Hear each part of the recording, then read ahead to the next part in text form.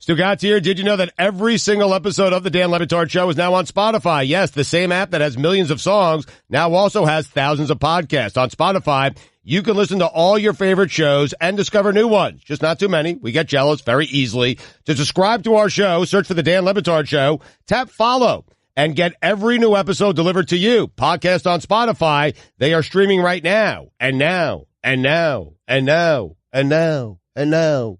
And now.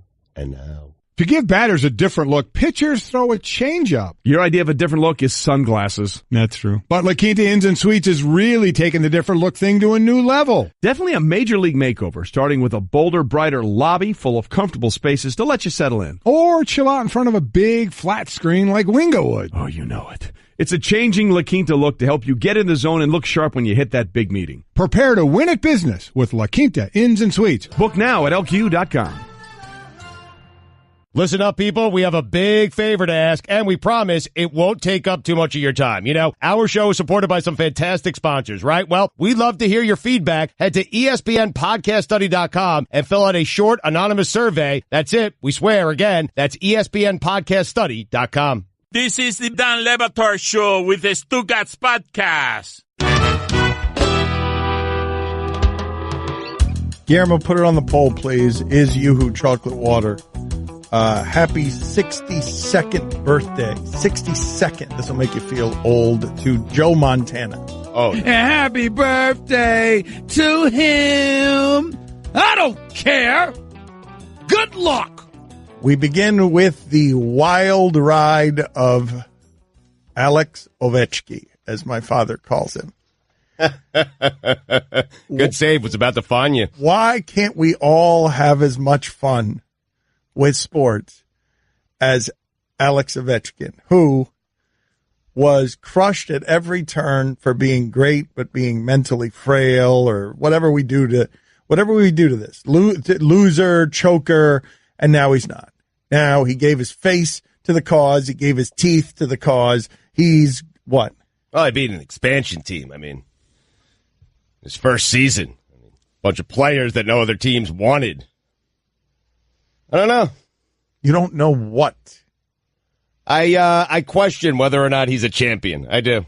I'm thinking about it. No, you're not sure. So he should stop celebrating because he is not yet in a champion in your personal record book. TBD. All right. Well, let's hear how it is he's been celebrating. This is just, I haven't seen him with a shirt on.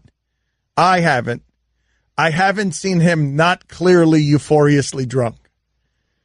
He is what give me the times, Mike. There have been a handful of athletes. J.R. Smith felt this way after they won the title. I feel like Edelman did this, where every day on Instagram there was a photo of him waking up in another woman's bed. He's just chugging beers. Paul Pierce told us he spent an entire summer in Vegas just getting massages. J.R. Smith? Yeah, I mentioned that already. Oh. That was the $2. Get out of here. What? Get out of here. No way. Go to the penalty box. Get out of here. Get out of here. Wait, $2 and 2 minutes? Both, yes. And get out of here. See if I have some money. Nope. Did he, guys? I didn't see his hands. No one did. All right. Get out of here. That's 2 minutes in the box. You not listening is a marvel. Get out of here. I had a long night. Here come the excuses. That's another $2. What?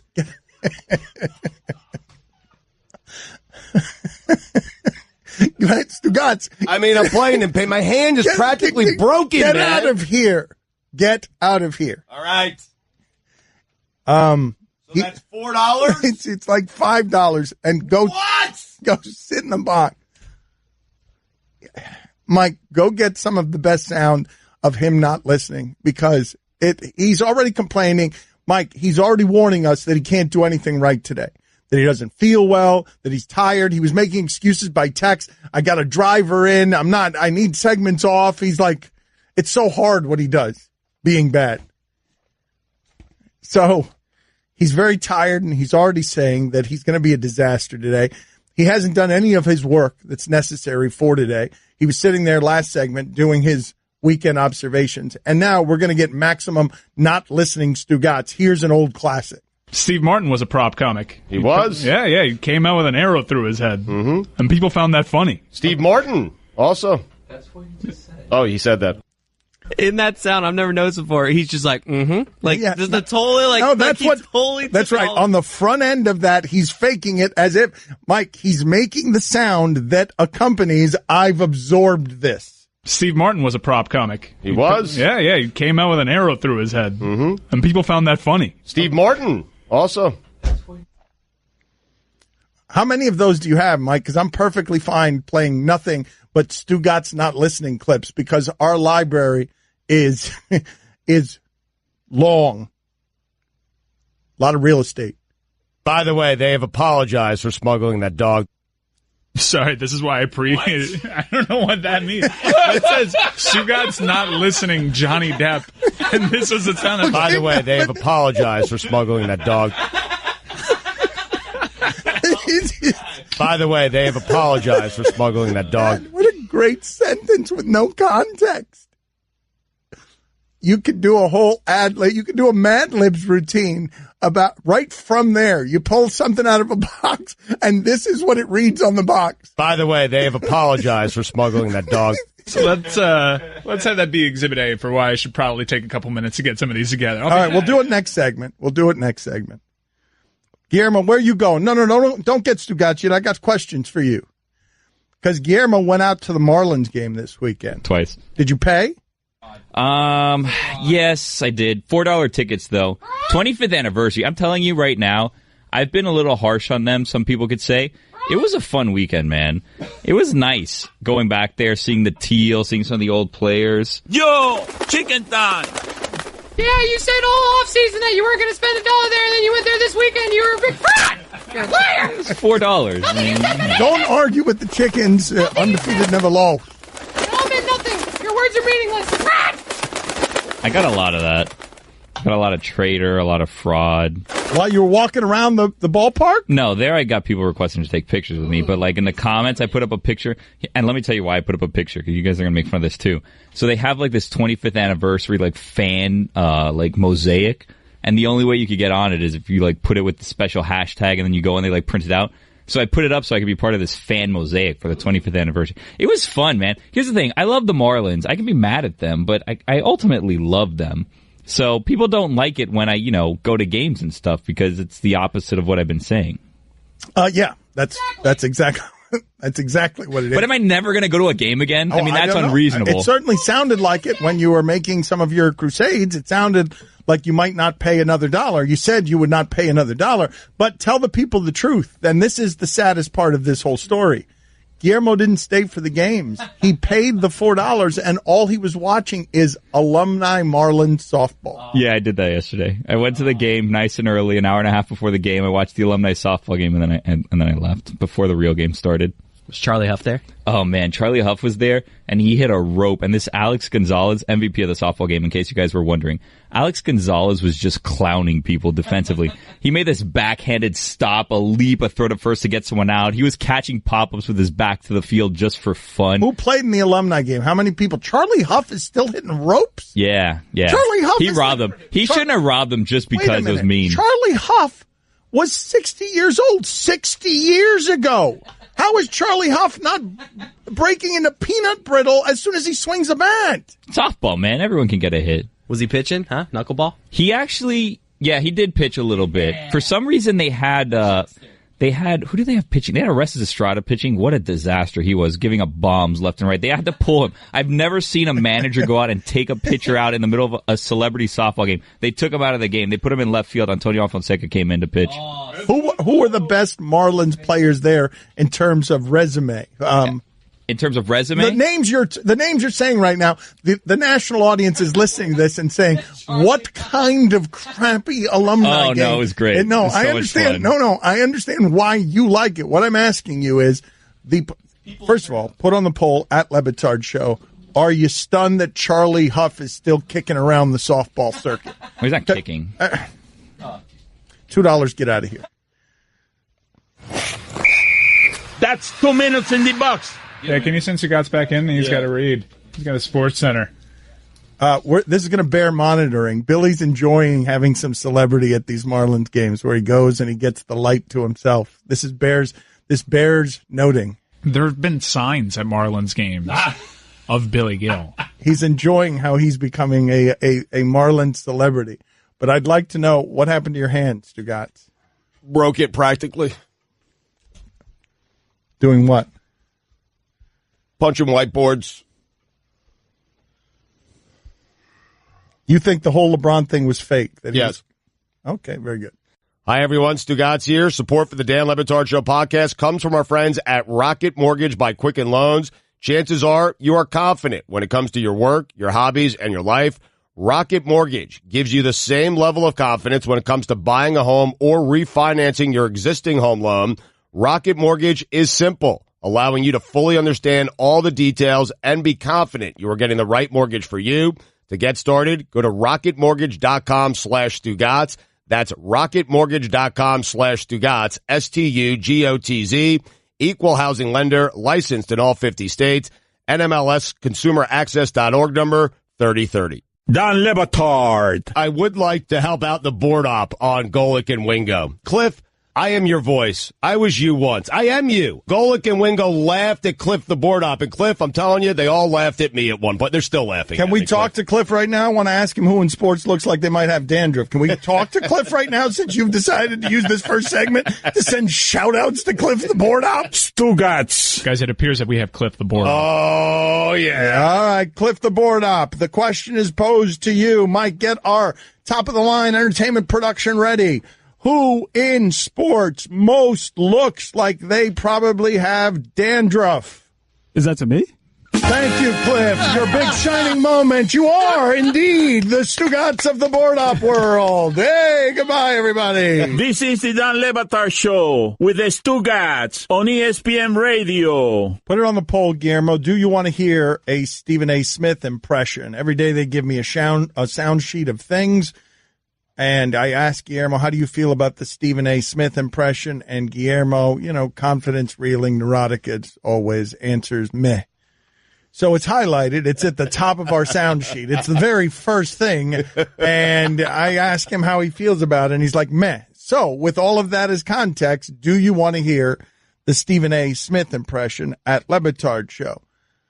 We don't have much to talk about. This is a dead period. This is also where our show thrives because we are not beholden to much of anything. We are not going to break down the Jeff Bannister, A.J. Hinch controversy involving a balk. But, Mike, if real quick you want to get that sound that's 14 spaces below the Stephen A. Smith impression that Billy gave a meh, you can get to that Jeff Bannister sound upset at a balk call. My concerns that nobody on the field originally called a balk.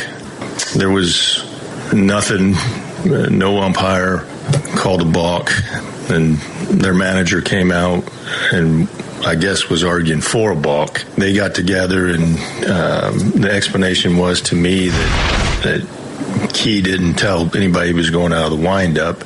Unfortunate.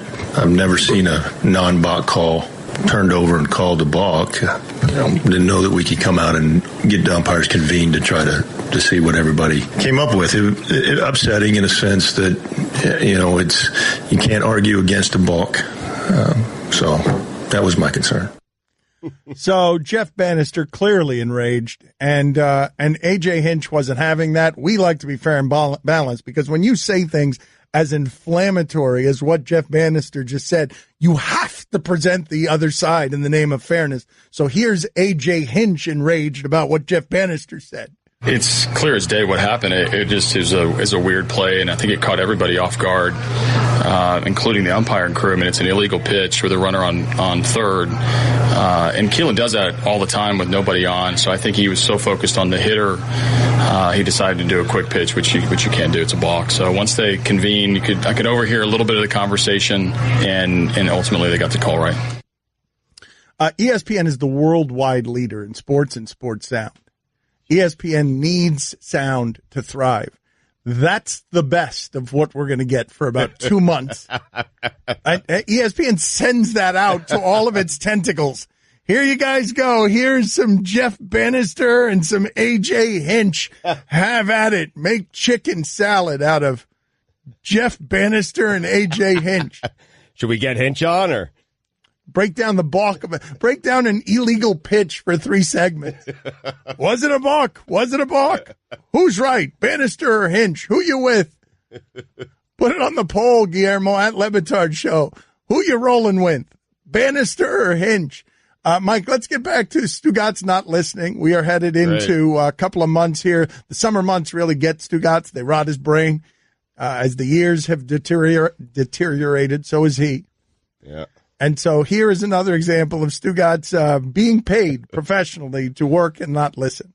The only good movie ever that involved a plot twist that involved someone peeling their own face off was Hannibal Lecter, Silence of the Lambs. That's it. There's never been another movie that involves the peeling off of a face that's been any good. Come on, Face Off. Face Off, not Mission awesome. Impossible. No. Silence of the Lambs. There was a peeling. That's the only. Okay. Yes. Yes. Ow. Ow, man. I'm glad you guys are laughing. We got more. How long has Abe Vigoda been old? He was old in The Godfather, and that came out in 1972. But, you know, James Caan and Marlon Brando were about the same age in The Godfather. Abe Vigoda in The Godfather. Oh, man. There he is. A little dagger. There he is. It's not. I spent years trying to forget these things. He needs to get into the conversation so badly. Offer something, even if it's already been offered, that he cannot be trusted to listen to anything that came before his turn to speak. I found myself getting nervous for Trevor Noah, and he's actually done a lot of late night television over in South Africa, but like I loved him so much. Like his first bit on The Daily Show killed. You could tell right away this is going to be one of those next star correspondents. Mike, had you heard of this guy before today? Like I said, he was a star correspondent. Where were Man. I'm sorry. Mike, I don't know how many of these you have, but this is how I'd like. There's more. This is how I'd like to do it. I'll just read something that Alex Ovechkin did over the weekend, and then you play any one of the Stugotz not listenings from your assortment, even ones you've already played. He swam and did snow angels half naked in a fountain. I've been saying I think Cleveland's going to beat Atlanta, and the reason that I think it is because all of basketball history shows that outside of the one outlier, the Detroit Pistons of Chauncey Billups and Ben Wallace, you need to have a star at the end of playoff games if you want to advance in playoff games, with very few exceptions. In my lifetime, one exception. Which? The Pistons I just mentioned. Wow. After the Nationals game, Alex Ovechkin was doing keg stands out of the Stanley Cup in the middle of Georgetown. I do a limited fake Rick. Carl. That's limited fake Rick calling his son. Yes. Very limited. Yeah. It's Rick Grimes. Carl. And Carl's his brother, right? Or son? I like how Carl's Mike Ryan. Okay. I just said that, Stugotz. Oh, I wasn't listening. Stugotz. Yes! Celebrating. At a random moment in the third inning of the Nationals game where he drank beers and danced while chowing down on hot dogs, Alex Ovechkin decided to hoist the Stanley Cup into the air, expecting the crowd to roar, but he wasn't shown on the Jumbotron because the ball was in play while his drunk butt was doing that. By the way, they have apologized for smuggling that dog. You left out the Snow Angel story. I said that already! Dan Le Batard. It's a beautiful sport. Basketball is just hugely graceful. Stugotz. In the Western Conference. This is the Dan Le Batard Show with the Stugotz on ESPN Radio. It isn't bad enough that baseball's got too many games that are 17 people striking out or 25 people striking out because of power arms like Ohtani. But then the idea that you get a legitimate star and he already flames out and needs his entire arm reconstructed suggests that that's not an activity. The human arm was built to replicate season after season. We mentioned the Stephen A. Smith impression. This is courtesy The Shiggy Show on Instagram. Go ahead and let's see how this is. And Guillermo, just put it on the poll. Is this a good impression of Stephen A., yes or no? First of all, congratulations to the Golden State Warriors for winning another championship back-to-back. But let's talk about your so-called king. Your so-called greatest player in the world who couldn't win one game? He couldn't win one game? You're king. This is the player we gonna say is the greatest player in the world. But you telling me he couldn't win one game? And we're not talking about the series here. We're talking about one game. You're king. Couldn't get you one game. Let's talk about game one. All right, that's enough. That's enough of this. Get this out of my life. That's the top of the show sheet. We had better sound from many years ago. We cannot remember the context of this story. Faithful listener, loyal listener, somebody tell us what the rest of this story is. By the way, they have apologized for smuggling that dog. What is the rest of that, please? Yeah. We don't know. We can't. Mike fired that off by mistake a segment ago. I will tell you that it's labeled Stugotz not listening Johnny Depp. Okay, very good. Yeah. Want the hinge sound again? Or by the way, they have apologized for smuggling that dog. Brian Windhorst with us on ESPN Radio. I remember he was filming a movie in Australia, one of the Pirates movies, and you need to have certain permits to bring dogs in and out of the country, and he didn't have it. He just put it on his private jet, and I think they weren't going to let him leave with it. Or he bought it there or something. He was trying to bring it back, and he just took it out. Oh, it's coming together. At some point, Dan was reading that story. He mentioned something about the dogs, and then Stugotz chimed in with this. By the way, they have apologized for smuggling that dog. Thus proving he wasn't listening. Yeah, all right. Good job. Brian Windhorst with us on ESPN Radio. And answer this question for me, Brian, and thank you for joining us. I'm dead serious about this because the idea that Miami could get either Kawhi or Kawhi or LeBron seems like a pipe dream, but I'm dead serious. If somehow, by some magical thing, Kawhi and LeBron do end up together somewhere, is that enough? Yeah, great question. In the Eastern Conference, it may be enough. I don't know about the West. That's really the Heat's great advantage, is that at some point somebody will want to play in Miami and say, trade me there. And they do have some pieces and parts to put together a deal, especially if it's a leveraged deal. What I mean by that is send me to Miami or else, like Chris Paul did with Houston. They could put a deal together. But I don't know if they could put a deal together for both of them. They may have to wait till 2019 to do it. But they're on the board because of that, because they're Miami, because it's a place where players want to live, and they have a history of being able to build championship teams. I was telling people, Brian, before we in the local hour, that those relationships have been mended between Riley and Maverick Carter and LeBron's people. And so I ask you, what the lifestyle stuff, the fact that LeBron's family didn't want to leave Miami, all that stuff, how much is it going to play into the next decision? I think that's exactly what he's trying to figure out right now, Dan. I think LeBron is going to probably he's going to have to make a compromise on this free agency. And what does he compromise? Does he compromise being on a team that can get to the finals? Is he willing to take a step back a little bit because his family or he want to be happy? Is he willing to compromise location? In other words, Cleveland is an important location to him. Miami, Los Angeles, these are places he likes. But would he go to another place, maybe that he wouldn't be comfortable? Philadelphia, for example. Is he willing to compromise on that? I mean, is he willing to compromise on his family's happiness? His family doesn't have any connection to Houston or San Antonio. Would he want to take his son, who's about to go to high school, into Houston or San Antonio and completely change their life? But be on a team that potentially could beat the Warriors next year? He's going to have to pick a compromise, the way I see it. And I think what he's going to spend this next month doing is figuring out which compromise he wants to make. But if on June 29th, if he opts into his contract and says to the Cavs, I want to be traded to the Miami Heat, the Cavs would probably acquiesce and send him to the Miami Heat. There is a deal to be made there. The question is, if that happened, where would the Heat be? Would they be able to compete to win the East next year? And could there be another scenario? Could Paul George or Kawhi Leonard force their way to Miami? Those are things that I don't know. But if I was Pat Riley and Andy Ellisberg, I would have my computer and my whiteboard out trying to figure it out in case that it takes place. Brian, what do you think is the most important factor? I think he wants to win. I think at the end of the day, when push comes to shove, he's not going to be satisfied going to a team where he's going to say, well, I'll try to get us to the second round. And if he were to go to L.A. with Paul George, I think they would have an all-out fight to get out of the second round. And maybe I'm wrong. Maybe Lonzo Ball would develop. Maybe Brandon Ingram would turn into an all-star, and maybe they would threaten the Rockets. Maybe there's an injury somewhere.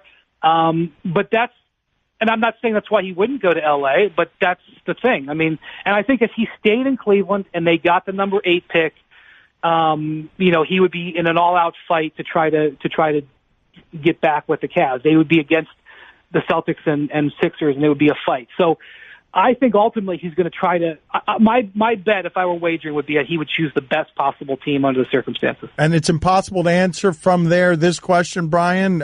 Which team would you want to be right now as it relates to LeBron? Like, which is the team that should be the betting favorite? I don't have an answer. The best thing to happen, Dan, would be if he could get on the phone with Kevin Durant and talk him in to playing with him in Los Angeles. That would be the way to wound your number one competition, join 2 of the best 3 or 4 players in the league, create a new super team, and change everything. But Durant has already said he intends to resign with the Warriors. That's pretty good, though, Brian. Brian, that's a pretty good one. Really good. Brian, that's a good one. A little upset I didn't think of it. That's the move that he could do. But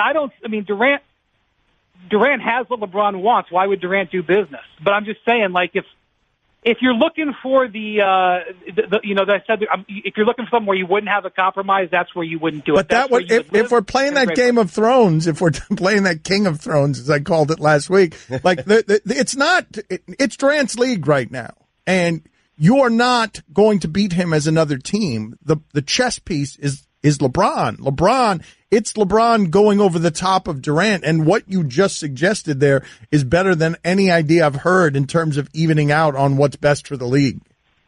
Yeah, I just don't think it's feasible because what's your pitch to Durant? I think my guess is that Kevin Durant will sign for another 1-year contract. It has nothing to do with the Warriors. He can just maximize his situation if he signs for another 1-year deal. And my guess is everybody and their brother tries to get their hands on him in 2019. And I think that's the window where the Warriors, and I still think the Warriors have the best chance to keep him. But that's the window where I think the Warriors can be broken up. But boy, if I was LeBron, put it this way. In 2014, on July 1st, all 30 teams called LeBron's agent. The Utah Jazz, the Sacramento Kings, the Minnesota Timberwolves all called because they just had to find out, would he consider? I think LeBron, after Durant, sobers up from what I would assume is a nice party, LeBron has to call Durant and at least say, hey, would you just maybe consider, how do you feel about Los Angeles? Even if Durant says, hey, man, I really appreciate it, I'll see you next season, and hangs up, I got to make the call if I'm LeBron. Would LeBron ever go to Golden State, Brian, do you think? So Stu, I was on this program in 2010. And I said, there's no way that the Heat can get all 3 players because of A, B, C, and D. And I thought I had good reasons. And then the Heat pulled off a ridiculous trade with the Minnesota Timberwolves that I still think is one of the craziest deals of all time for Michael Beasley. But they made it happen.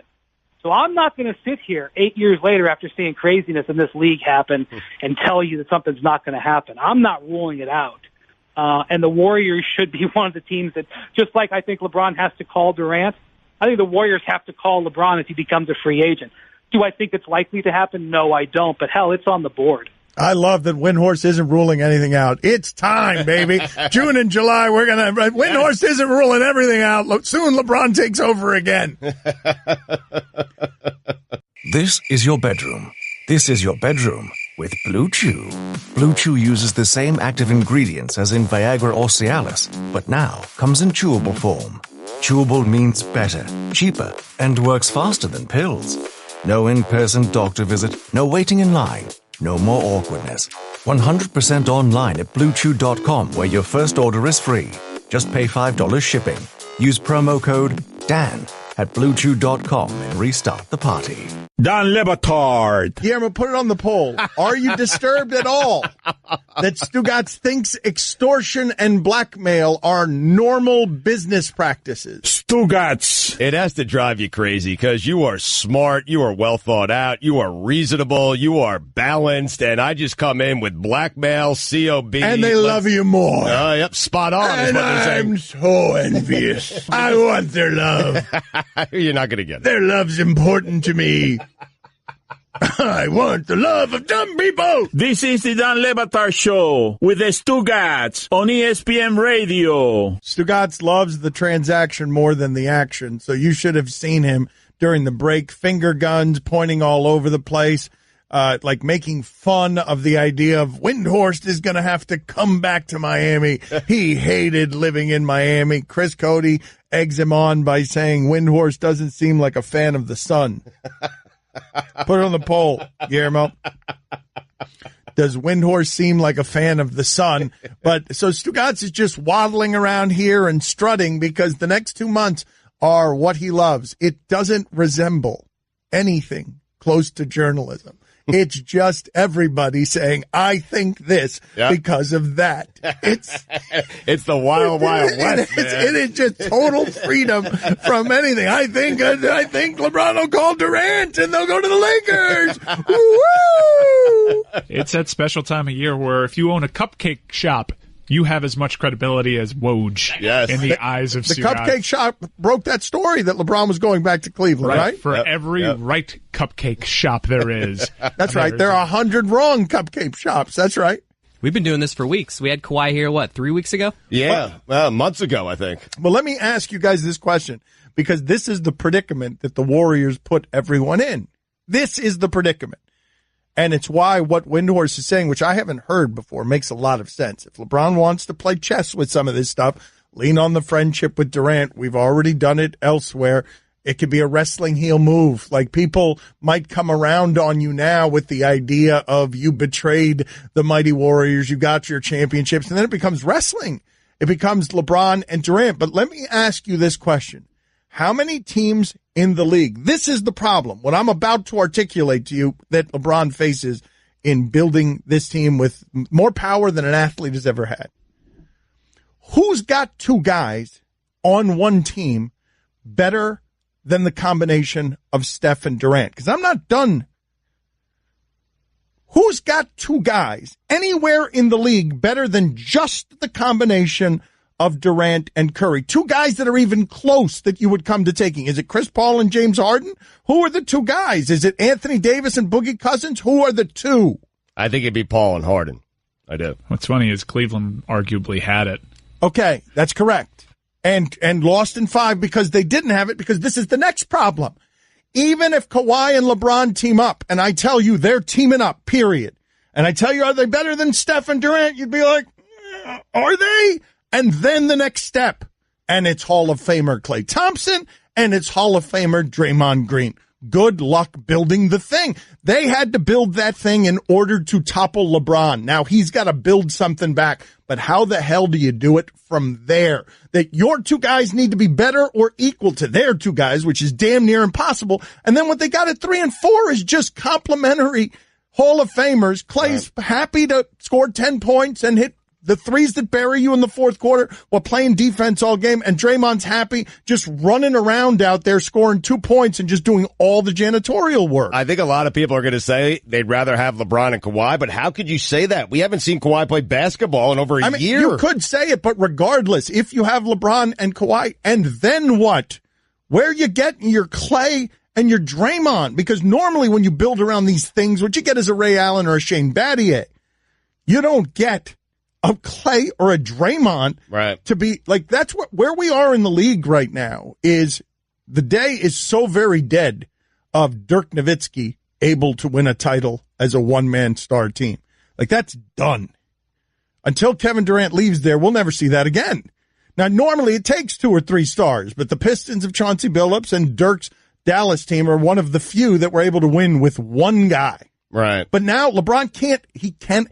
That's what it looks like. When your team is one guy, even if it's that guy, that series is what it looks like. Don't you think, I mean, if he joins the Celtics, don't you think that team has a chance to beat Golden State in the finals. Again, Stugotz, again, you're going at him.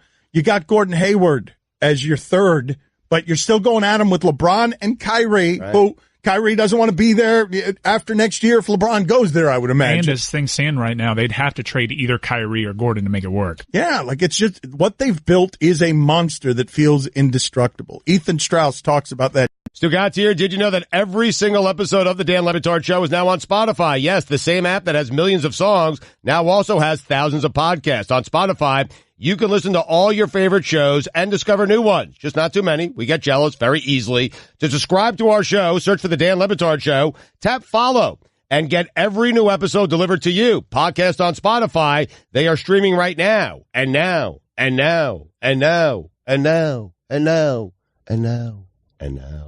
Stugotz here. There's nothing small about your business, your passion, your hours, your reputation. It's all huge. Your partnerships, even bigger. With Dell Small Business Technology Advisors, you'll get the tech, advice, and one-on-one partnership to help your business grow. Because with reliable Dell PCs with Intel Core processors, you can focus on what matters most, getting business done. Call 877-BUY-DELL to speak with an advisor today. That's 877-BUY-DELL.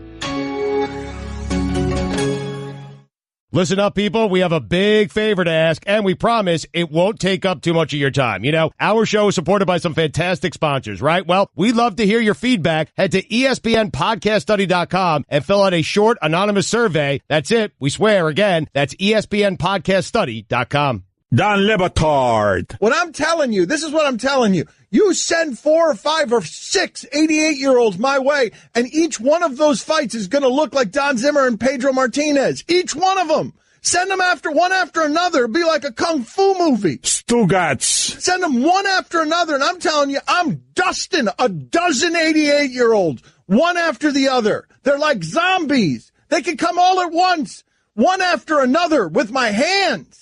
What if Hayden Fry is one of them? All of them. 88 years old, unless Jeff Conine's father is there. This is the Dan Le Batard Show with the Stugotz on ESPN Radio.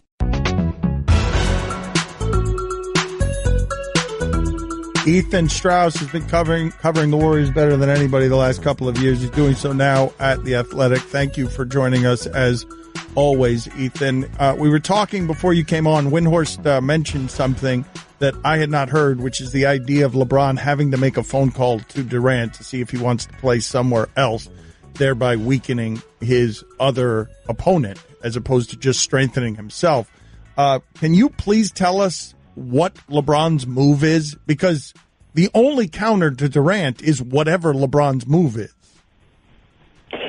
Yeah, I'm not sure. I loved how Brian put it because I was listening to it, that he is going to have to make a sacrifice. I don't think it's similar to the Miami Heat situation that you guys all lived through, where there was just one amazing basketball move to be made. Anything presents complications. If you went to the Sixers, for instance, you could build a formidable team. There's a way that could get Kawhi additionally, but they would have a lack of shooting, and he's kind of Ben Simmons' agent. So even though the move would be to trade Ben Simmons probably for shooting, that would be quite awkward. So I know the expectation, or not the expectation, but just the rumblings, if you will. I'm trying not to get aggregated here because I don't want to be wedded to anything. But the lead... Quit being a coward! Reckless speculation! Lakers. That's the odds, went precipitously. They dropped. I'm trying to remember if they went from 25-1 to 12-1. Some crazy drop basically happened overnight towards the Lakers, and who knows if anybody knows anything. But that was quite interesting. Quite interesting to see that. Ethan, why is Kevin Durant? It's weird, man, because it seems like he's still searching for that validation. Why is that so? He's won the last 2 championships. He's won the Finals MVP. Well, Stu, are people like you giving him that validation? That's the question I would pose to you. I understand that, but why is he listening to people like me? It's a great question. It's just in him to listen. I guess if he wins enough, we'll present it like Michael Jordan cheating at cards. It's just his competitive nature, and it's not a weakness. But he's on Twitter, and he's responding to eggs, and he hears everything. And I wonder if he thought this would accomplish something for him that has not accomplished, which is to be considered the best player. And look, from his perspective, I think last time I was on, you said, does he really think he's better than LeBron? Now, I don't think I would say he's better than LeBron, but from his perspective, in the 2017 finals, he absolutely torched LeBron. LeBron could not guard him. It was a flip dynamic from back in the 2012 finals where LeBron could guard him, but he couldn't guard LeBron. And then in this time, in this particular finals, he was guarding LeBron, and he was also amazing and had that incredible Game 3. So I think from his perspective, he's deserving, and it's just not happening for him. He's not getting that recognition. He's not supplanting LeBron in the number one spot.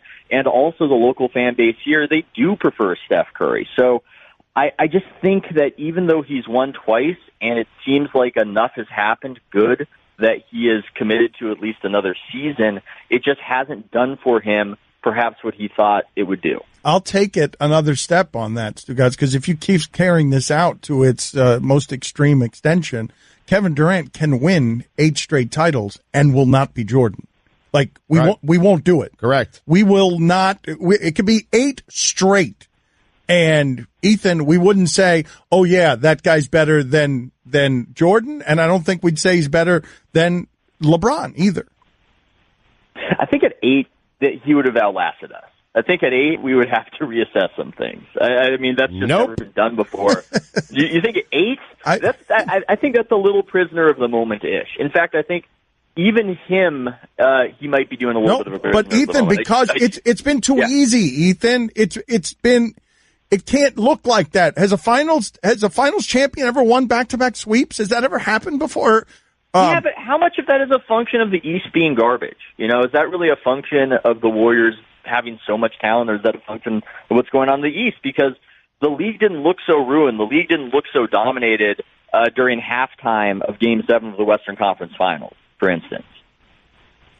Explain this to us. Ethan Strauss, The Athletic. That's tough for me to say for some reason. Ethan Strauss? No, Okay. all of it. Ethan Strauss from The Athletic with us on ESPN Radio. What David West insinuating that there were problems behind the scenes that we don't know about with the Warriors. What's he talking about there? This is just inviting more reckless speculation. Look, I have a Hold few on a ideas second. on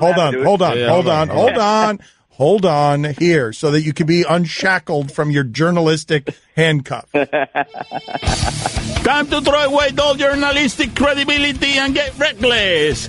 Here is something we like to call reckless speculation. You're good.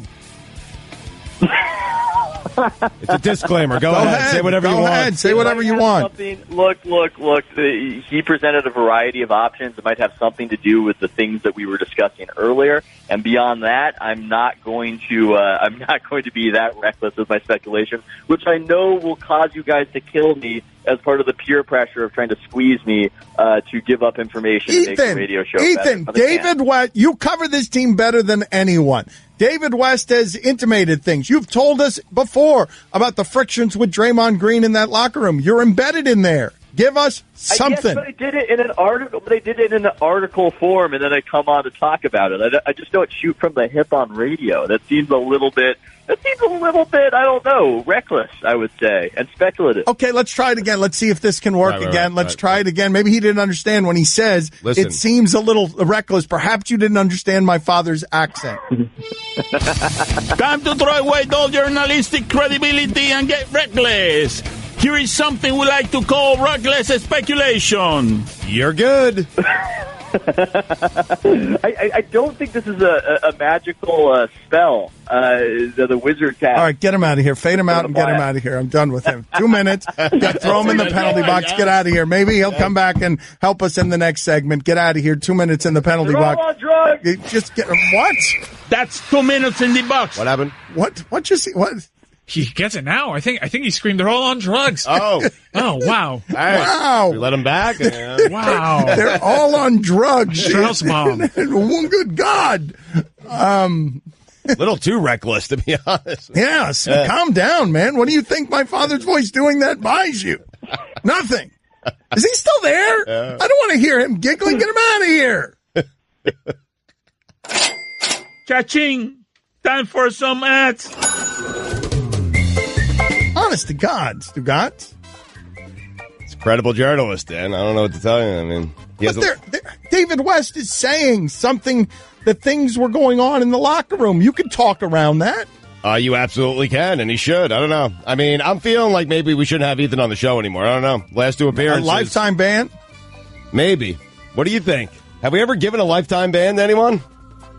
Lenny Dykstra. Oh. Hi, everyone. Stugotz here. Support for the Dan Le Batard Show podcast comes from our friends at Rocket Mortgage by Quicken Loans. Chances are you are confident when it comes to your work, your hobbies, and your life. Rocket Mortgage gives you the same level of confidence when it comes to buying a home or refinancing your existing home loan. Rocket Mortgage is simple, allowing you to fully understand all the details and be confident you are getting the right mortgage for you. To get started, go to rocketmortgage.com/Stugotz. That's rocketmortgage.com/Stugotz, STUGOTZ. Equal housing lender, licensed in all 50 states.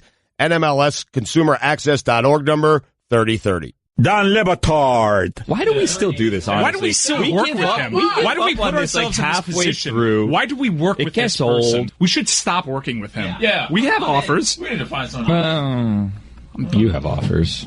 I don't have offers. Stugotz. Oh, hey, Dan. Hey, man, what's up? Back. We were just talking about how much of a delight you are. So we pivoted. I think we're in a good place. This yeah, is it's going to be so good this year. Get ready. Great to see you guys so confident. Yeah. Flying high. Yep.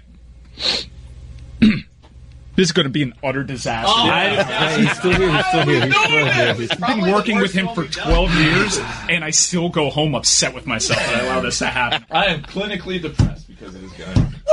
By the way, support me at my house on Wednesday night. Really? Yeah. I need it after this. I'll see you there. I hate him. This is the Dan Le Batard Show with the Stugotz on ESPN Radio. This is a brutal time of year for sports radio content after basketball has ended quickly and hockey has ended quickly, and it's going to be a tough couple of months here. It is our favorite time of the year because we get to wander around and don't have to pay attention to much of anything. So I don't have to go down the path here of, according to Adam Kirchin on Twitter, he's a freelance writer, he's formerly of the Boston Herald, quote, from multiple sources, here's what I have heard, re the Gronk rumors. He told Belichick he wanted to trade him.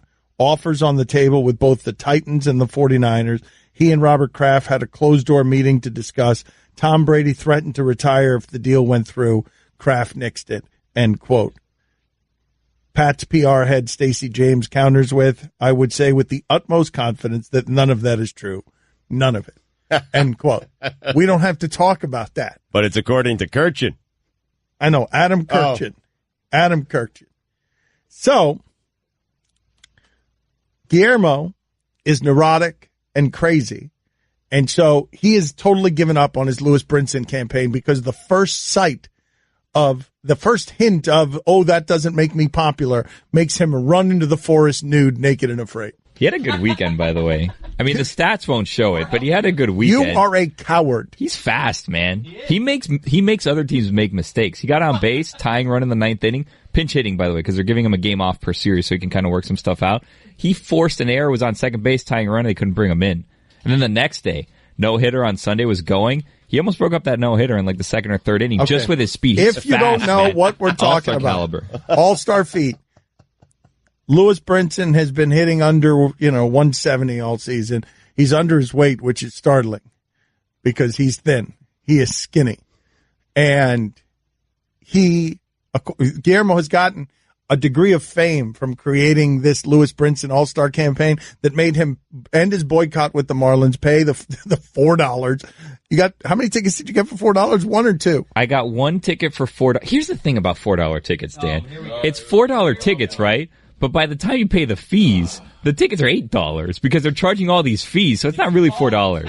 What are the fees? The nobody goes to the games fees, where they just tell you it's $4 and then they double the price because they need money because they're broke?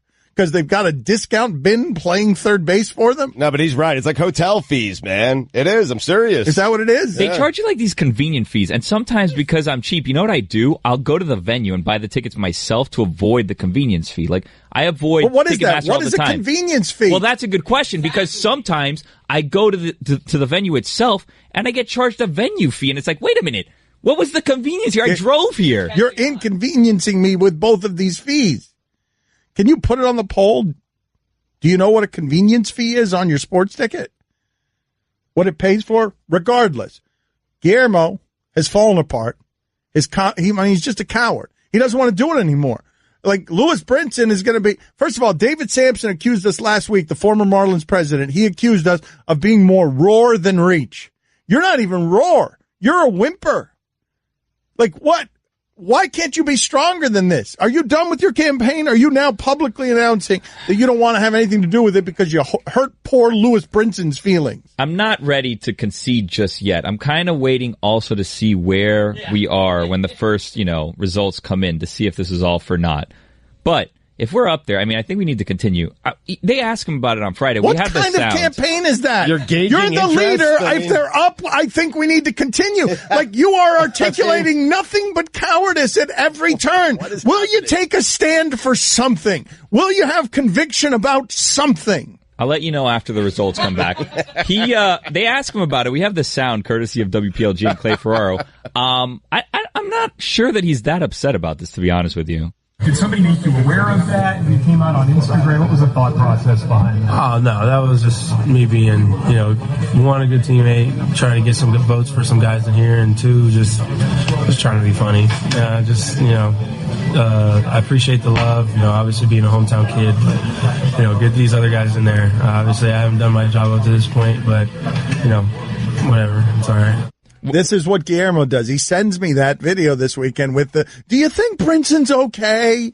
I think he's okay. I think he might be okay with what I'm doing. But he wants the attention that comes with it, but without Brinson's hurt feelings, and he needs some help from the master. Like, he needs some real strength coach. You could be his strength coach, right? I thought it was. I thought he learned well underneath. But he has not learned anything. He's afraid of everything. He wants the limelight, but none of the turbulence. Stugotz, you need to be his strength coach here, firing him up, explaining to him how to do this. For clarity, what he was talking about is we put up a post, like the campaign poster we have for him, and he commented on it on Instagram saying to vote in two of his teammates that are slightly more deserving of making it to the All-Star game than he is.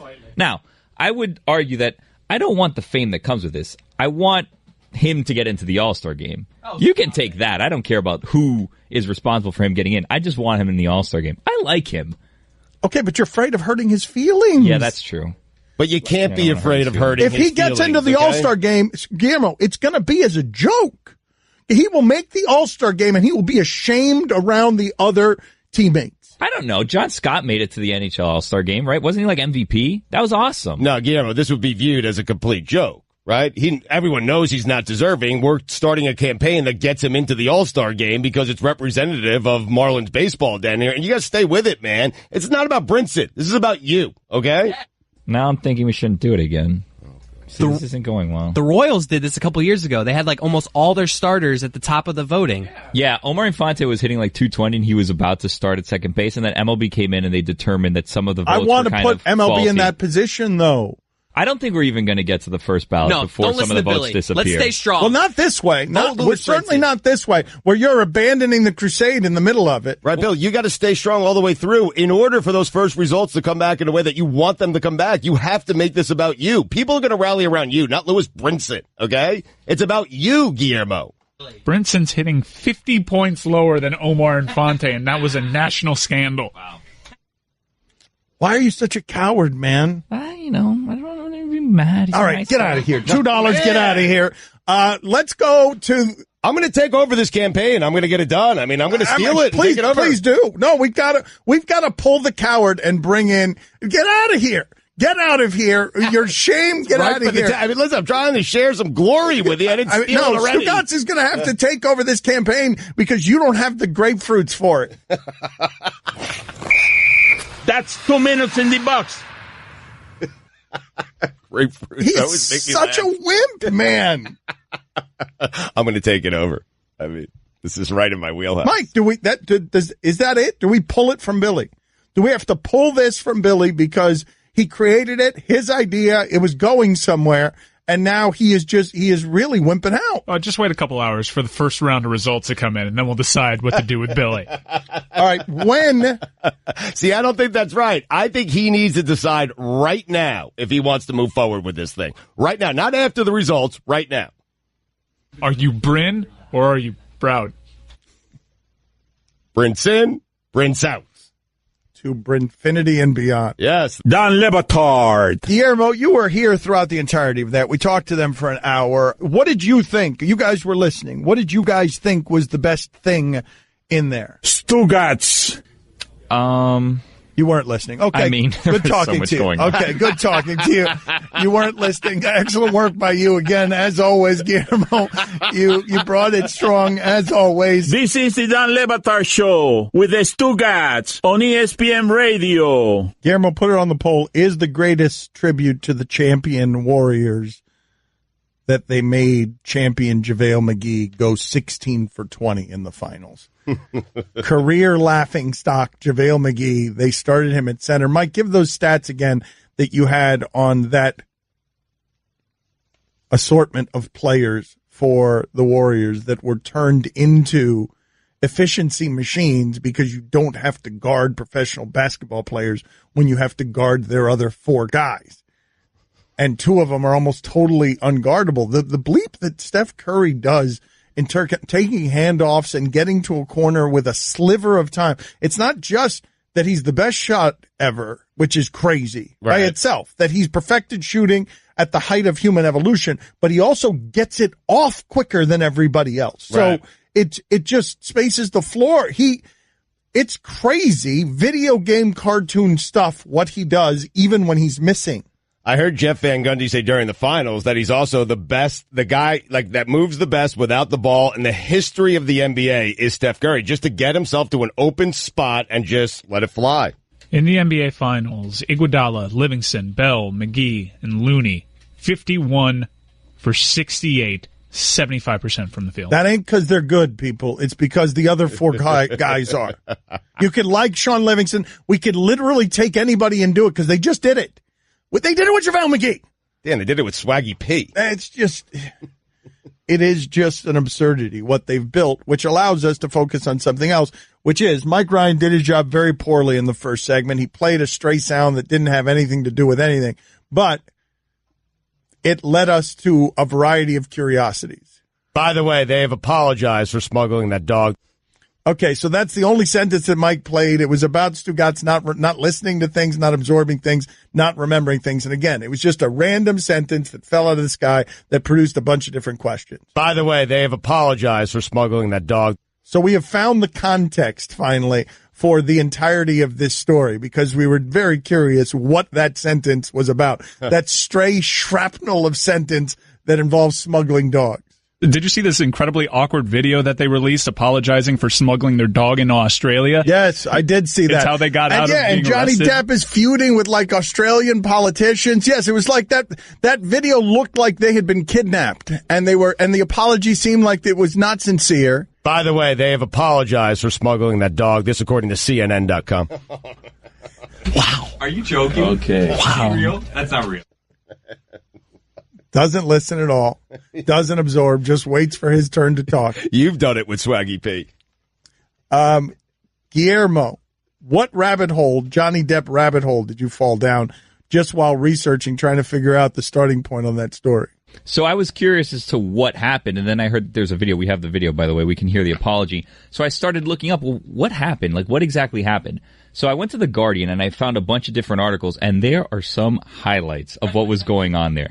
At one point, Australia's Deputy Prime Minister, Barnaby Joyce, said the government will examine whether or not Johnny Depp committed perjury. Hold on. This is a real story. Hold on. Barnaby. I know of only one other Barnaby in the history of Barnaby. Guillermo put it on the poll. Is there a second Barnaby? Because that was jarring right there. Barnaby Joyce was not there to be trifled with this whole situation. He was not going to let Johnny Depp take a W in this case whatsoever. He threatened to see if he could charge Johnny Depp with perjury over the incident involving Pistol and Boo, their two Yorkshire Terriers. That's Johnny Depp and Amber Heard. Later on, Johnny Depp's former wife, Amber Heard, paid a $1,000 fine, pleading guilty to making false claims because what happened was they went into the country. They were asked, do you have animals? They said, no, we don't have any animals. But they're on a private plane. Yeah, and they don't know that there's an old Barnaby to reckon with. Yeah, they didn't know that Barnaby was going to, look into this whole situation. And that he would be like no velvet glove. Like he's a hanging judge, old Barnaby is. When confronted by Australian authorities, Depp pressured one of his long-term employees to, quote-unquote, take a fall. Oh, no. So there was going to be a fall guy here. If the allegation was correct, he tried to get perjury. Then he said, this is another question that if true, Mr. Depp would have to answer for. It doesn't matter if you think you're Mr. Who's Who of Hollywood. You're going to obey our laws. That was Barnaby Joyce. It doesn't matter. He was going to make an example out of old Pirates of the Caribbean. Yeah, and when he wasn't taking him out, he said Mr. Depp has to either take his dogs back to California or we are going to have to euthanize them. He's now got 50 hours left to remove the dogs. Whoa! He threatened to kill the man's dogs, Barnaby did. He gave him 50 hours COB, or he was going to kill those 2 dogs. Luckily, they got those dogs out with 12 hours to go. Now, they were facing a maximum penalty of 10 years in jail for not doing this. This all seems very extreme. What the hell's the matter with old Barnaby and White? Why'd we give him power? I imagine Barnaby also has some sort of countdown clock, and then the dogs attached to some sort of contraption. This is a great movie, Mike. This is a horror movie. It's just called Barnaby, and this judge who does these things. You got 50 hours. It's like an obstacle course. You got 50 hours, and I'm going to kill your dog. I mean, Keanu Reeves has created a whole franchise off of that. Well, he was no judge, Dan. He was Australia's deputy prime minister, so he's a serious guy. This whole thing, by the way, was wrapped up with kind of an apology PSA-type video with Johnny Depp and Amber Heard, and she pled guilty and was placed on a 1-month good behavior bond of $1,000. Australia is a wonderful island with a treasure trove of unique plants, animals, and people. That has to be protected. Australia is free of many pests and diseases that are commonplace around the world. That is why Australia has to have such strong biosecurity laws. And Australians are just as unique, both warm and direct. When you disrespect Australian law, they will tell you firmly. I am truly sorry that Pistol and Boo were not declared. Protecting Australia is important. Declare everything when you enter Australia. Thanks. They forced him at gunpoint. Old Barnaby was off screen with a musket. I don't think Barnaby was happy with that, too, because he was telling people, do not accept these pleas. Do not accept this. He wanted him to go to jail for 10 years, Holy bleep. And they probably were if they didn't make that video. There's no way they'd make that piece of propaganda sounding kidnapped like that if they didn't legitimately think that this was going to end up in 10 years in jail. Declare everything when you enter Australia. I mean, it's not just 10 years in jail and mother bleeper, 50 hours or I kill your dogs. Declare everything when you enter Australia. How do you get Johnny Depp? That's a movie poster. Declare everything when you enter Australia. All his big money and power, and Depp gets buried by the Prime Minister. Declare everything when you enter Australia. Cha-ching! Time for some ads. Father's Day fast approaching. And if your father is anything like Stugotz, he's going to want liquor. Good liquor. Not the cheap stuff. We've told you about Spirited Gifts, Miami company helping us. You are helping us if you help them. Tell them, Stugotz. Yep, support the people that support this show. That's all we ask of you. Support the people that support this show. Father's Day is coming up. Spirited Gifts is a local Miami business, as Dan said. Listen, they're fantastic. They have sent us so many great gifts. If you're watching on TV, check out what Mike Ryan is holding in his hand right now. It is a great, beautiful wooden box with my face and Greg and Allison and Fats and Info, Chris, all etched into the wood there. It's fantastic. I got it for my dad. Balvenie is what I got him. He's getting it this week. They also have Glenfiddich as well. They have all the liquors. Those are the featured ones, Balvenie and Glenfiddich. Guys, Father's Day is this Sunday. I'm telling you, do something different for Dad. Get him alcohol. It's what he wants. Honestly. You know it. I know it. We all know it. Get him some alcohol, and you can do so at SpiritedGifts.com. Spirited Gift offers all the premier brands we know your dad loves, such as Balvenie and Glenfiddich. They carry the best of every brand, and they have a one-of-a-kind collection that are hard to find. Give your dad a trophy this year for Father's Day by personalizing his bottle with a personal message or his name. If a bottle doesn't seem like enough to celebrate with your dad, SpiritedGifts.com also offers a wide array of gift baskets, cigar gift sets, and humidors. Visit SpiritedGifts.com/Dan today for our Father's Day offer, which includes free shipping and free gift wrapping with all purchases. Do it today. It's SpiritedGifts.com/Dan. This is your bedroom. This is your bedroom with Blue Chew. Blue Chew uses the same active ingredients as in Viagra or Cialis, but now comes in chewable form. Chewable means better, cheaper, and works faster than pills. No in-person doctor visit, no waiting in line, no more awkwardness. 100% online at BlueChew.com, where your first order is free. Just pay $5 shipping. Use promo code DAN at BlueChew.com and restart the party. Dan Le Batard. You are the best, and when I say the best, I mean the very worst and most evil. Stugotz. The worst. But this time, it's for real. Worst. This is the Dan Le Batard Show with the Stugotz on ESPN Radio. Stugotz's weekend observations are coming in 15 minutes. You don't ever want to miss those. He brings thunder. He brings lightning. He's the best in the take game at being the worst. Thank you. So let's do, before that, though, the funniest thing from the sports weekend. There is plenty of laughter to be found in the weekend. Hey, people, tell us what in the sport made you laugh hardest this weekend.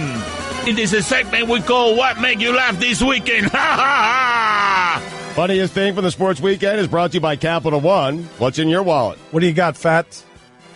Matt Latos starting a huge brawl in an independent league baseball game.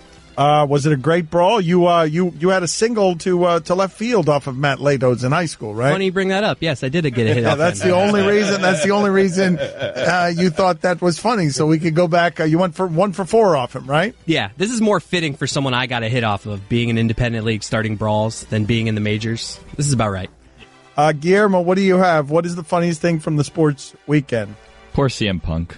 He lost again at UFC 225.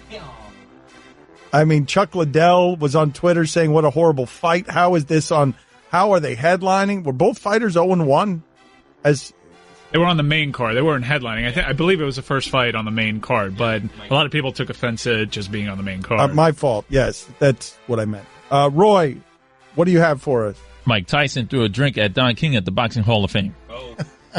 Are there more details to that? No, that's it. All right. Mike, can you see if you can find that story of Tyson telling us about the time that he was all coked out and he made Don King get out of the car on the highway because he was kicking his seat and threatening him? See if you can find that story. It's in the Mike Tyson file. It might take a while because we have a few like it. What was the funniest thing from the sports weekend for you, Mike? I was just alerted to this because I was going to go with something else, but I checked it out on Twitter. LeGarrette Blount had some sort of photo shoot, I guess, to wear his Lions uniform, some sort of pseudo media day. Somebody forgot to wear a cup. That somebody was LeGarrette Blount, and you could see all of it, man. Well done, by the way. Wow. LeGarrette. Guillermo, put it on the poll. Well done, LeGarrette? Question mark? Yes or no?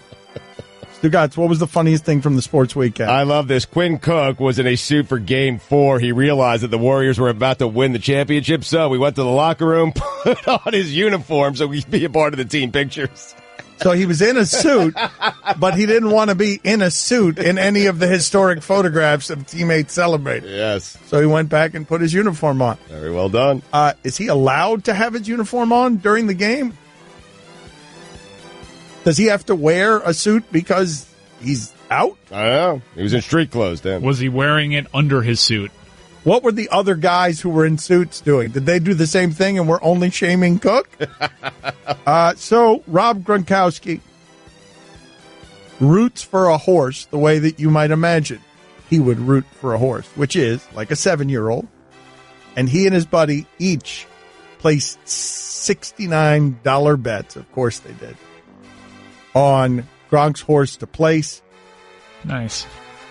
The $69 bet nice. Won them $952.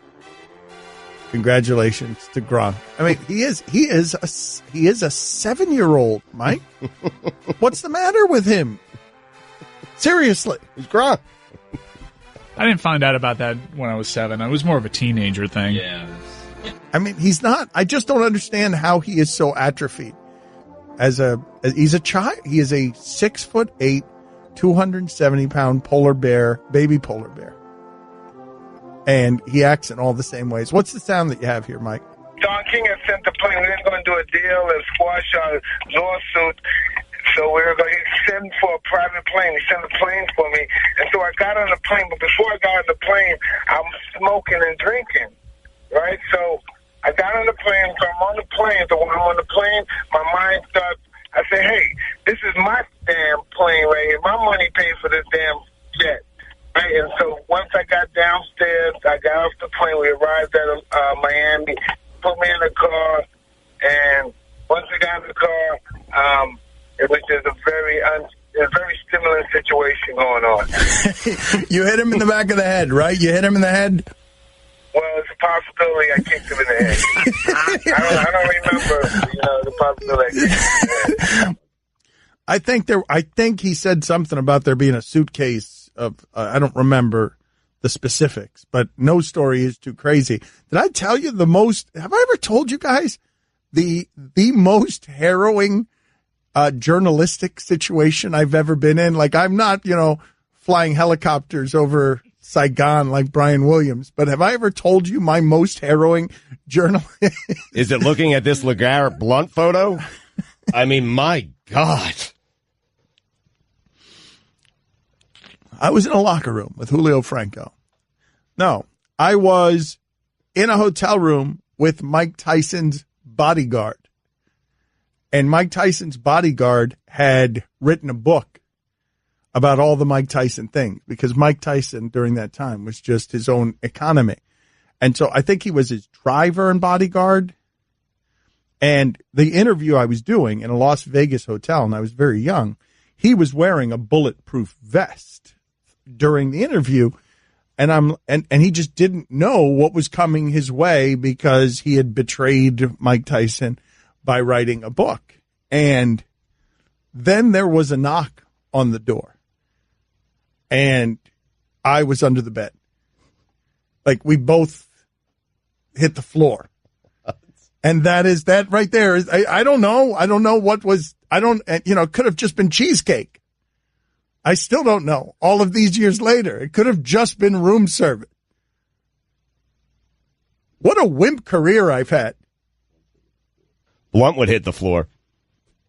Stan Stugotz here. Did you know that every single episode of the Dan Le Batard Show is now on Spotify? Yes, the same app that has millions of songs now also has thousands of podcasts. On Spotify, you can listen to all your favorite shows and discover new ones. Just not too many. We get jealous very easily. To subscribe to our show, search for the Dan Le Batard Show, tap follow, and get every new episode delivered to you. Podcast on Spotify. They are streaming right now. And now. And now. And now. And now. And now. And now. And now. Listen up, people. We have a big favor to ask, and we promise it won't take up too much of your time. Our show is supported by some fantastic sponsors, right? Well, we'd love to hear your feedback. Head to ESPNpodcaststudy.com and fill out a short, anonymous survey. That's it. We swear again. That's ESPNpodcaststudy.com. Dan Le Batard. You are the best, and when I say the best, I mean the very worst and most evil. Stugotz. The worst. But this time, it's for real. Worst. This is the Dan Le Batard Show with the Stugotz on ESPN Radio.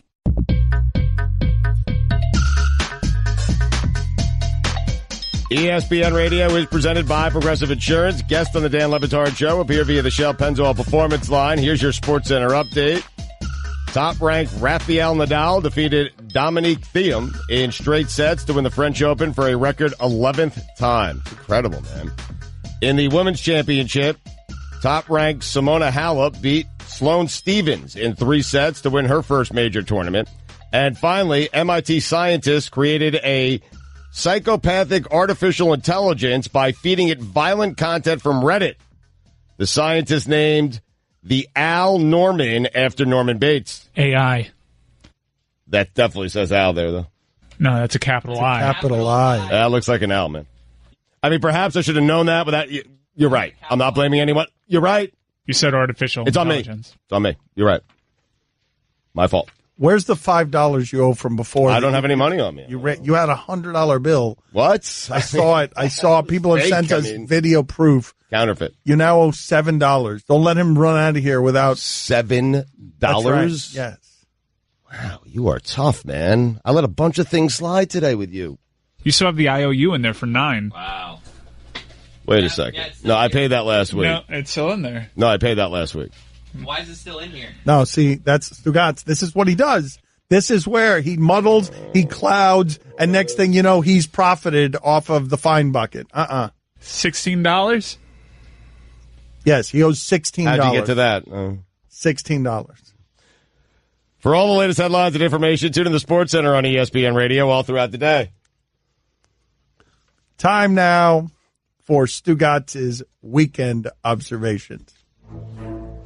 It is time for Stugotz to share his game notes. No one in the media will tell you what happened better than my boy Stu. Weekend observations brought to you by Vivid Seats. When's the last time you were at the game or concert? Go to vividseats.com/ESPN today for your exclusive discount offer. Vivid Seats, the official ticket partner of ESPN. Dan, the NHL had its second highest rated playoff since 1997. And you know what that means? Hockey is back. Really? It's back. Bob Baffert entering a horse that had no shot of winning and was simply there to block for Justify. Heady play. It's funny. Baffert has goons in his stable. Nick Young has more rings than Carmelo Anthony. JaVale McGee has 2 more than Carmelo Anthony. Can't believe Nick Young got a ring before Kevin Durant. Can't believe J.R. Smith didn't win Finals MVP. Ultimate troll, Golden State having a ring made for J.R. Smith. Headline, relive, justifies, historic Triple Crown run. Historic, it happened 2 years ago. Horse racing is dead. Whoa. It's done. Belmont Stakes down 34% from when American Pharoah ran for the Triple Crown in 2015. And the lowest rated Belmont Stakes with a horse running for the Triple Crown since 1999. Why, Dan? Because horse racing is dead. I was watching High Noon. I'm sorry. Oh. I understand. Also, upon further review, running a goon horse to block for Justify means you only have a double crown in my personal record book. Wow. How about that? Really? First ever double crown. Horse racing's back. It's not the first ever double. Yeah, no, it is. In my personal record book, but it is. Anyone who's failed to get the Triple Crown has won the Double Crown. Yeah, but this is, in my personal record book, this is the first horse who actually won the Triple Crown, but I'm taking it away from him. Okay? Or her. Or him, I guess. And I'm taking it away, and so it's the first horse to ever win it, but only have the Double Crown. Get what I'm saying? Yes. Stop paying attention to High Noon and maybe pay attention over here, and, you would understand. Sorry. It's okay. Underrated stat that no one cares about because no one cares about tennis. Rafael Nadal is 86-2 at the French Open. Rafa. At Roland Garros, they should make a statue of Rafael Nadal out of red clay. Former Giant Justin Tuck and former Giant Sean O'Hara said the Giants wasted Eli Manning's prime. Hey, Justin and Sean, in his prime, he won as many Super Bowls as anyone not named Brady and won more than Drew Brees, Aaron Rodgers, Tony Romo, Russell Wilson, Cam Newton, and Phillip Rivers. Pretty sure the Giants maximized his prime. Kevin Durant still fishing for validation. Kevin Durant said it's easier to be the best guy on a bad team. Hey, KD, did what LeBron just do look easy? And you continue to miss the point. Any team you join would automatically become a title contender. And you continue to miss the point. The one team you couldn't join was the team you joined. Fish all you want. I promise you'll never catch a validation fish. A little validation fish. They will swim around. Yeah, I promise you will never catch a validation fish. Okay, not even a little one? No, not even a little one. How about a little tiny one that he has to throw back? Not even a tiny one. No? Nope, not over here. Did some thinking over the weekend, which is always a bad thing. Alexander Ovechkin beat an expansion team in its first year to finally win a Stanley Cup. Not sure if it counts in my personal record book. Get back to you. Did some more thinking. Steph, Clay, and Draymond couldn't beat LeBron with healthy teammates by themselves, so they recruited Kevin Durant. Steph, Clay, Draymond. Got some bad news for you. You only have one ring in my personal record book. How about that? It's a big adjustment. I mean, it really was. Mets, 1-8 on a 9-game homestand. I hate them. Kellen Winslow Jr. using the excuse of house shopping for why he was arrested for burglary. Kellen, the Stugotz is strong in you. Tommy John for Ohtani. More like Ohtani John. Funny picture of Ovechkin in bed with a Stanley Cup. I can't believe he actually went to bed. Astros, Cubs, World Series, collision course. PGA Tour needs an all-star weekend. Scrambles, skins games, and best balls. Almost sounds pornographic. Whoa. Nah, just the PGA Tour all-star weekend. $75 million breeding rights for Justify. Can you imagine the breeding rights if instead of Justify winning the Triple Crown, it was Gronkowski? Kevin Durant said it's harder to stand out on a really good team. KD, did that seem to be a problem for LeBron James when he played for the Heat? Or Magic when he played on the Lakers? Or Bird on the Celtics? Or Jordan on the Dream Team? The South Dakota sheriff who fired a deputy moments after the deputy beat him in a re-election bid. Sheriff, the Stugotz is strong in you. LeBron James said he basically broke his hand punching a whiteboard after Game 1. Didn't realize whiteboard was the nickname for J.R. Smith.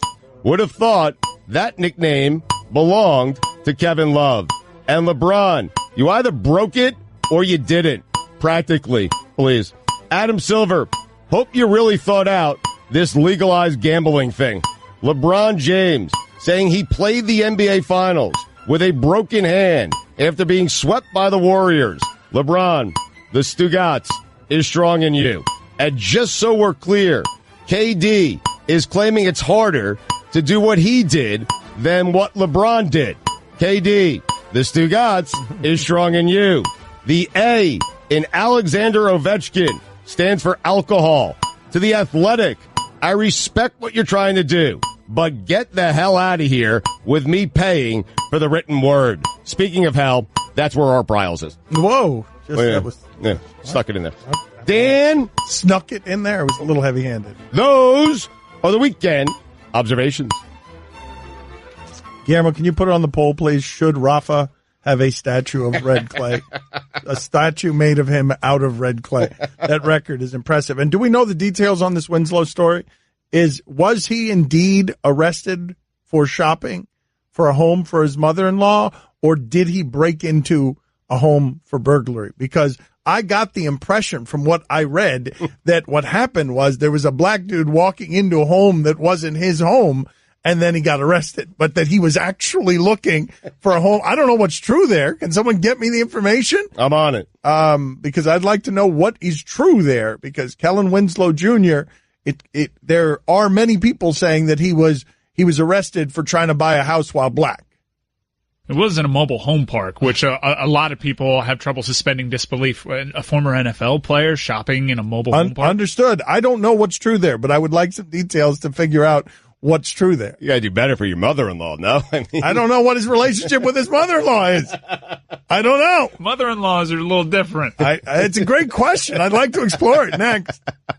Hi, everyone. Stugotz here. Support for the Dan Le Batard Show podcast comes from our friends at Rocket Mortgage by Quicken Loans. Chances are you are confident when it comes to your work, your hobbies, and your life. Rocket Mortgage gives you the same level of confidence when it comes to buying a home or refinancing your existing home loan. Rocket Mortgage is simple, allowing you to fully understand all the details and be confident you are getting the right mortgage for you. To get started, go to rocketmortgage.com/Stugotz. That's rocketmortgage.com/Stugotz, Stugotz, equal housing lender, licensed in all 50 states, NMLS consumeraccess.org number 3030. Dan Le Batard. Is it fair to say that Stugotz isn't trying very hard? Stugotz. Duh. This is the Dan Le Batard Show with the Stugotz on ESPN Radio. So Kellen Winslow Jr. is, I think, most famous for a couple of things. Well, maybe it's three. Maybe it's three things. One, being the son of maybe the greatest tight end ever, or what was at the time the greatest tight end ever.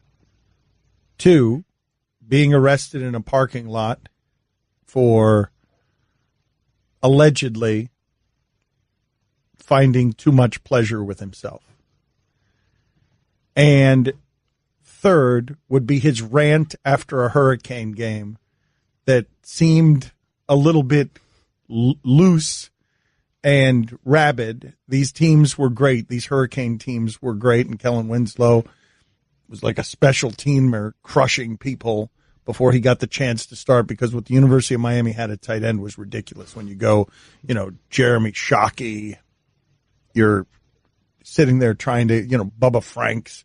It's pro after pro. Right. So those guys had to play special teams, correct? Right. Someone like Kellen Winslow Jr., all of them are professional tight ends. And so here was a rant in the middle of the Hurricanes had come out of all of that nonsense where they were too mouthy and too showboaty. They cleaned it up with Ed Reed and Jonathan Vilma. And then here comes Kellen Winslow Jr. It's about this you, man. I don't give a flying you-know-what about a ball. I don't give a damn. He'd do the same thing to me. It's war. They don't give a freaking you-know-what about you. They will kill you. They're out there to kill you. So I'm a Kim. You write that in the paper. You write that. You make money off that. No, man, I'm pissed. All y'all take this down. I'm pissed, man. We don't care about nobody except it's you. We don't. If I didn't hurt him, he'd hurt me. They're gunning for my legs. I'm going to come right back at him. Soldier. My soldier. So this soldier was evidently house hunting in a trailer park for his mother-in-law. Here's the story from the Tampa Bay Times. Former Bucks and Hurricanes tight end Kellen Winslow Jr. house hunting for his mother-in-law in a Southern California mobile home park when he was arrested on suspicion of burglary after a neighbor called police, Winslow's representative said. Winslow, 34, was arrested Thursday afternoon near San Diego after a mobile home park resident called police and said a man he didn't recognize had walked into a neighbor's residence and then left in a black SUV after being confronted. San Diego County Sheriff's Department said Winslow was stopped by deputies as he drove nearby and was arrested on suspicion of burglary, the department said. Denise White, a spokesman for EAG Sport Management, which represents Winslow, told NBC News in an email that Winslow was home shopping for his mother-in-law and never went inside the residence, which belongs to friends who attend church with his wife.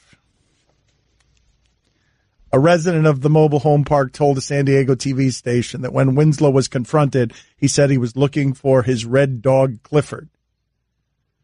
White looking for Clifford, the big red dog. White said Winslow does have a red dog named Clifford, but that he was being sarcastic in his response. I don't know what happened here, but it is possible that Winslow was simply black and just wandering around the neighborhood in an SUV. And you think that's a possibility of it? Because I'm going to say definitively, he's definitely black. No, but I'm just saying that that's what happened. What happened is that's where I'm going to guess. And it becomes burglary, and it becomes neighbors scared, and it becomes about my red dog Clifford. But my guess is if Winslow felt that that's what was happening, that the police were sniffing around just because it was a black dude, then he might have given a sarcastic response to that. and saying I was looking for my dog, and then next thing you know, you're in handcuffs, you're going to jail, and the headlines aren't generally about you shopping for a motorhome for your mother-in-law. Are you buying Stugotz? Yes or no? Whose side are you taking? Because again, I don't know who's right. I don't know what the details are. All we know right now confirmed is that he's got a red dog named Clifford. Everyone agrees to that. Those portions of the details. We're all in agreement on that? Well, I feel like all the sides agree that once Winslow's been accused of having a red dog named Clifford, and he confirms that he's got a red dog named Clifford, that's where we are with the situation. It could be, just a guy who was shopping for a house and the neighbor doesn't recognize that guy. Just doesn't recognize. He's never been around here before. But could it be a burglary, which is what he was arrested for? I need to hear from the wife's friends at Attend Church with her. Yeah. If they say that it's their mobile home and they back up Kellen Winslow Jr.'s story, then I've made my mind up. Do you want to break out our investigative arm? Allison, find them. You've got two segments. COB. Don Le Batard. And finally, the shortest, most concise tongue twister is toy boat. Try saying that 5 times fast. Toy boat, toy boy, toy boy, toy boat, toy boat.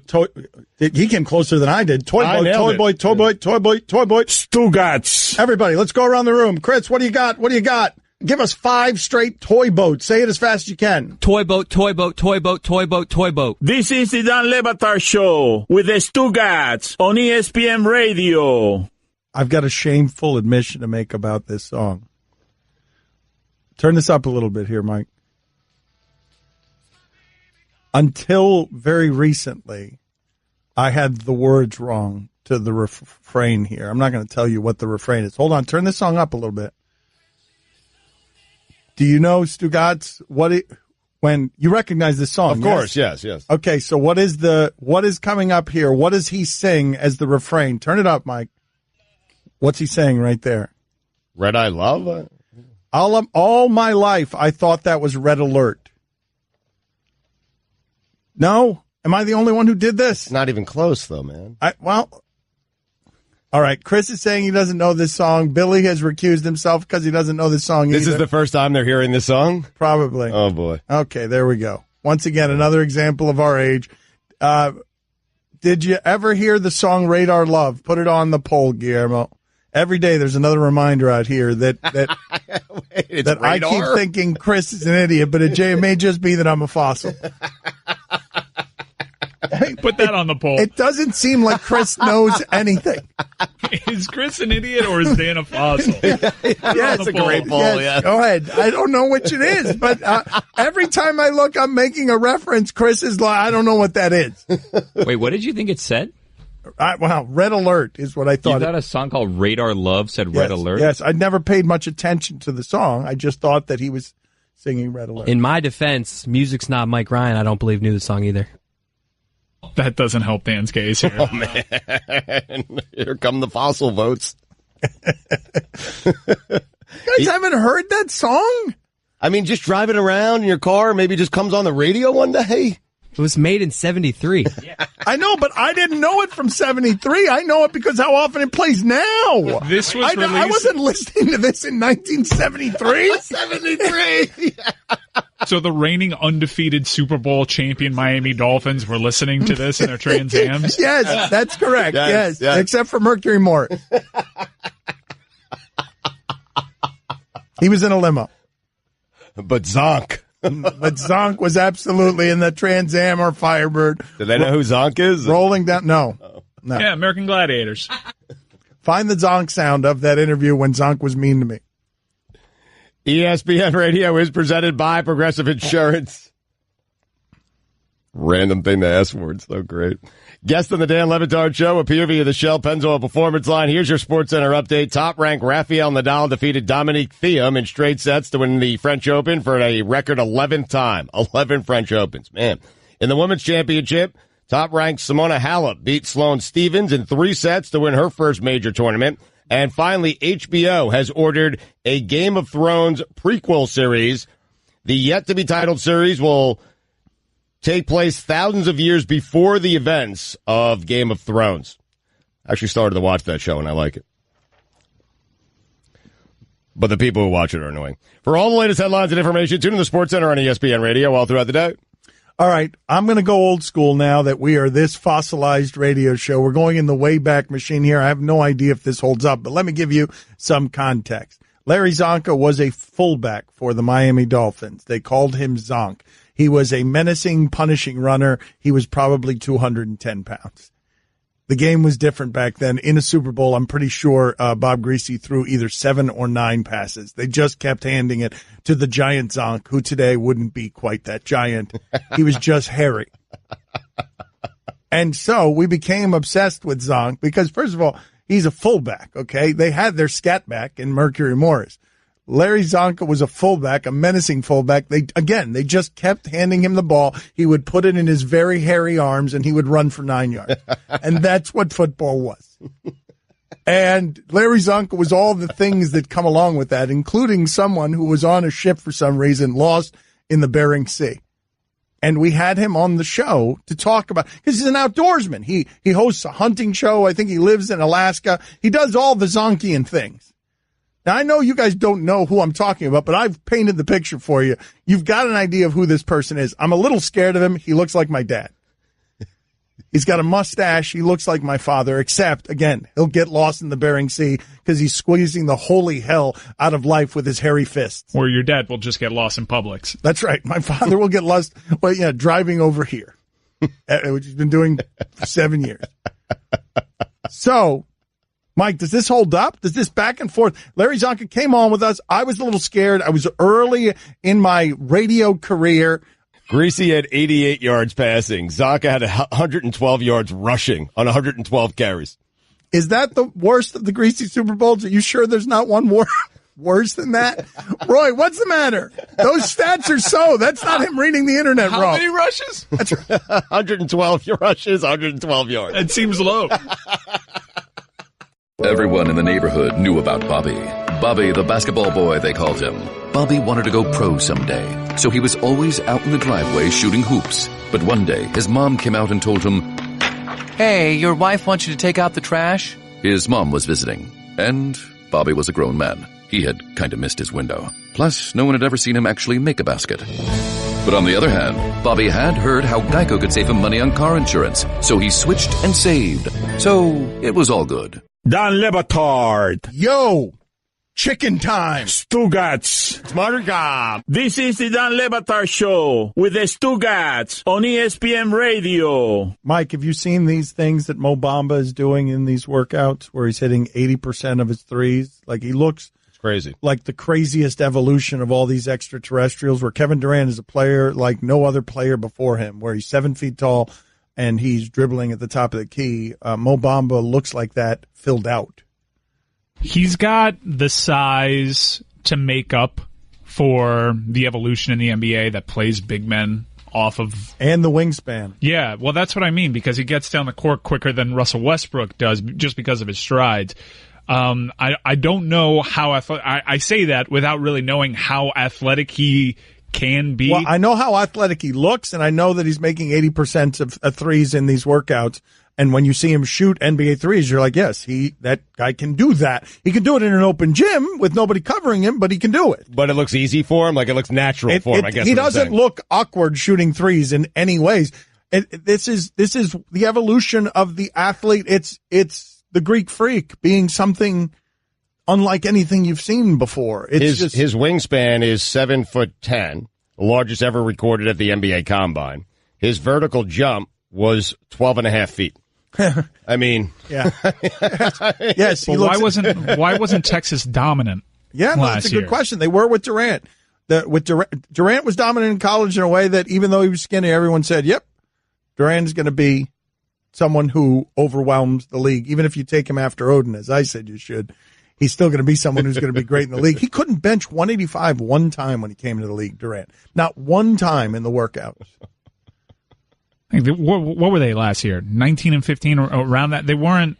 thoroughly impressive. And when you have someone usually of that size in college basketball, they're a dominant force. But we hear more about Mo Bamba's just height and rapping skills than we hear about his dominance on the court. You've had that recently, though, and it's weird. Like you've had that with Fultz, you've had that with Ben Simmons, you've had it with guys before. So where they lose in college? Yeah, they go to college and the team's not very good. They're good, but the team's not. We've seen it with, wings that have size but can't really shoot, like Simmons and Fultz. The big man in college, someone with these measurables as Mo Bamba, it should be dominating college basketball.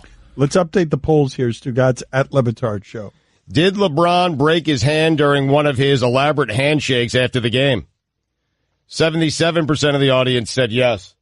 Kellen Winslow Jr.'s neighbor, the neighbor of the mobile home that Kellen Winslow tried to go into has passed.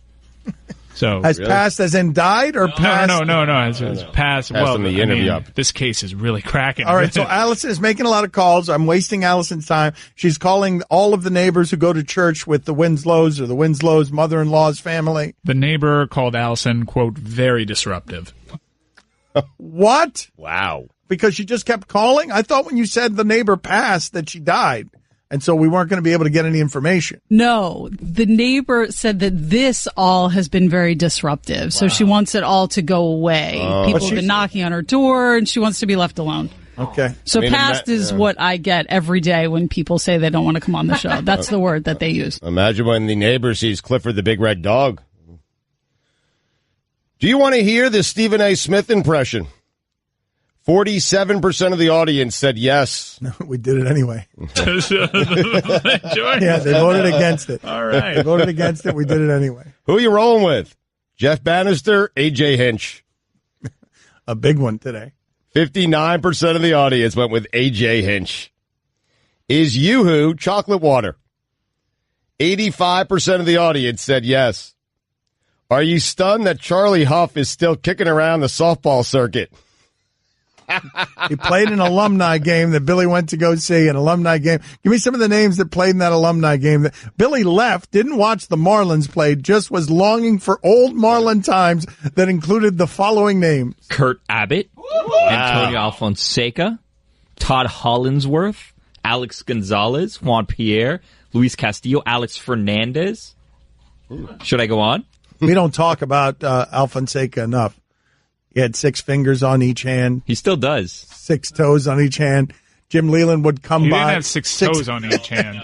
Well, that would be weird. Fine. That would be weird. 6 that would toes affect on his grip. 6 toes on each foot. But Jim Leland would wander through the locker room and hold a hand up and say, Antonio, give me 6.